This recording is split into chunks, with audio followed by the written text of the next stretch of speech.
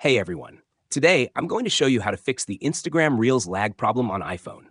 So, let's get started. First, open the Instagram app on your device. Go to your profile by tapping on your profile picture at the bottom right corner. Next, tap on the three lines in the top right corner to open Settings. Scroll all the way down to find Media Quality. Once you find it, click on it. Here, you'll see the option for Use Less Cellular Data.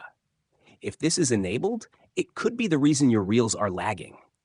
This feature helps save data, but can affect your Instagram experience, making photos and videos take longer to load. So go ahead and turn this option off. If your Reels are still lagging, it might be due to the app cache. If you haven't cleared it in a while, that could be causing the issue.